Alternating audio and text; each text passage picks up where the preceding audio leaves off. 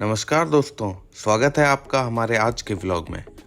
आज हम आपको लेकर चलेंगे दिल्ली के दिल में स्थित एक ऐसी ऐतिहासिक जगह पर जो मुगल स्थापत्य कला की अनमोल धरोहर है। मैं तो आपको गैस करने के लिए भी नहीं बोल सकता क्योंकि आपने तो टाइटल ही पढ़ लिया। अंदर एंट्री करने के बाद सबसे पहले ली मैंने म्यूजियम की टिकट, जो कि यहाँ सामने मिली थी। अब आपको लेकर चलेंगे हम सबसे पहले म्यूजियम के अंदर। यहाँ सबसे पहले आपको एंटर करते ही दिखेंगी कुछ कलाकृतियाँ जो कि आप इनको परचेज कर सकते हैं। तो चलिए शुरुआत करते हैं सबसे पहले 19वीं सदी के निजामुद्दीन दरगाह परिसर से। ये जो आप सफेद कलर की दरगाह देख रहे हैं, ये है हजरत निजामुद्दीन औलिया की दरगाह। काफी खूबसूरत है। वहीं बाईं तरफ आपको एक और दरगाह मिलती है जो कि आमिर खुसरो की दरगाह है। एक महान संगीतकार के साथ साथ वो निजामुद्दीन औलिया के मुरीद भी थे। अब मैं आपको दिखाना चाहूँगा अकबर के शासनकाल में रहे उनके वकील अतगा खां का मकबरा, जिनकी हत्या आदम खान ने कर दी थी।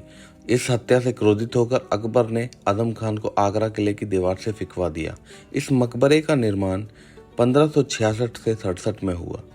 इसके बाद हम आपको दिखाएंगे निजामुद्दीन की बावली। काफ़ी सुंदर है, थोड़ा जूम करके दिखाते हैं एक बार। इसी के साथ बनी ये सफ़ेद इमारत, इसे कहा जाता है चीनी का बुर्ज। निजामुद्दीन औलिया की दरगाह के पास ही दो मकबरे और बने हुए हैं, एक मोहम्मद शाह रंगीला का मकबरा और एक मिर्ज़ा जहांगीर का मकबरा। मोहम्मद शाह रंगीला के मकबरे के पास एक और मकबरा जो बना हुआ है वो है जहांनारा बेगम का मकबरा, जो कि शाहजहां की बेटी थी। ये तस्वीर है निजामुद्दीन बावली की। यहीं कुछ इसके पास बर्तन रखे हुए हैं। ये जो लोटा है ये गंगा जमुनी का लोटा है और इस बर्तन के द्वारा दिए में तेल भरा जाता था। और ये सुराही है जो कि पीतल की बनी हुई है। हुमायूं ज्योतिष में ज़्यादा विश्वास रखता था, इसी कारण वह 7 दिन अलग अलग रंगों की वेशभूषाएं पहनता था, जैसे रविवार को पीला, मंगल को लाल और शनिवार को काला वस्त्र। हुमायूं ज्योतिष विद्या में इतना विश्वास रखता था कि वह युद्ध में भी यह देखता था कि अच्छा मुहूर्त है या नहीं है। इस चक्कर में उसे काफी बार नुकसान भी हुआ। सोने और कीमती पत्थरों से अलंकृत ये सभी शस्त्र सम्मान का प्रतीक रहे होंगे। शाही प्रतीक चिन्ह जैसा इस तलवार पर देखा जा सकता है। ये इंगित करता है कि बादशाह की निजी तलवार रही होगी।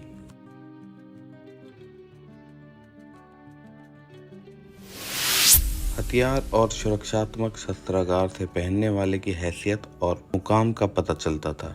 सोने और कीमती पत्थरों से अलंकृत ढाले, तलवारें, खंजर, हेलमेट और उस तरह के सुरक्षात्मक कवच सम्मान का प्रतीक थे।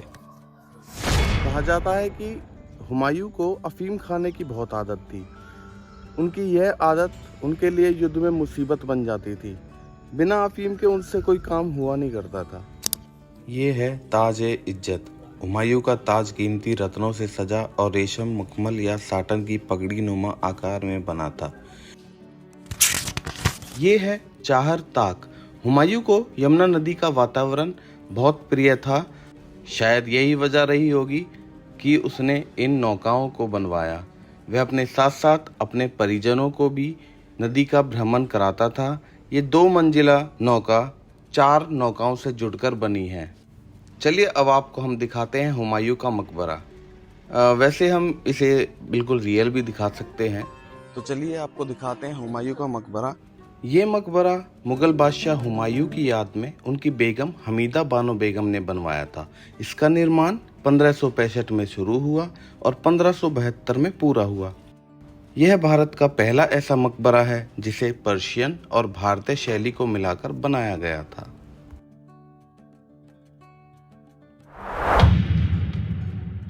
अब हम आपको दिखाएंगे कुछ महत्वपूर्ण दस्तावेज और कुछ पुस्तकें। ये है आईने अकबरी, जो कि अकबर के जीवनी लेखक अबुल फजल द्वारा फारसी में लिखा गया वृत्तांत है। यह अकबरनामा का तीसरा और अंतिम खंड है। ये तस्वीर है अबुल फजल की, जो अकबर के 9 रत्नों में से एक थे। इसी के साथ साथ आपको हम दिखाते हैं अकबर का फरमान, जिसमें उज्जैन में एक पुजारी को भूमि देने का बादशाह का आदेश दर्ज है। ये जो आप सामने पुस्तक देख रहे हैं, ये है जाम के निवासी मशहूर फारसी कवि अब्दुल्ला द्वारा लिखित एक सचित्र पांडुलिपि, जिसमें उनकी सबसे प्रसिद्ध कविताओं में से एक लैला मजनू भी शामिल है। आप देख सकते हैं लाल बलुआ पत्थर और सफ़ेद संगमरमर से बना यह मकबरा बेहद शानदार है। इसका गुंबद दोहरी परत वाला है और उसकी ऊंचाई लगभग 47 मीटर है।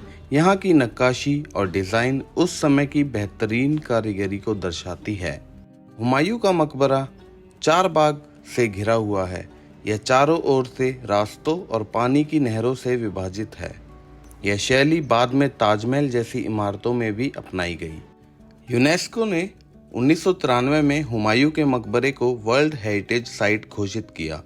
यह न सिर्फ एक मकबरा है, बल्कि मुगल वास्तुकला की शुरुआत और उसके विकास की कहानी भी बयां करता है। 1540 के कन्नौज के युद्ध में हुमायूं को शेरशाह सूरी ने बहुत बुरी तरह हरा दिया, जिसकी वजह से उन्हें आगरा और दिल्ली दोनों छोड़कर भागना पड़ा।